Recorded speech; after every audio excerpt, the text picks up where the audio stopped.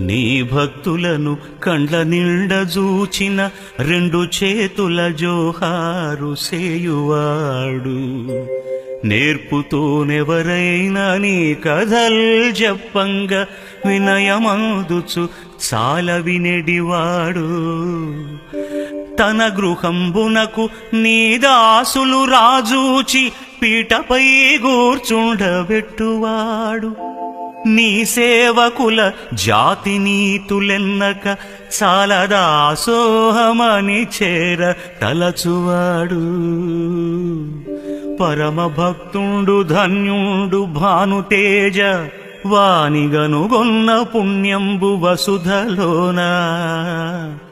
భూషణ వికాస శ్రీధర్మపుర నివాస దుష్ట సంహార నరసింహ దురిత దూరా.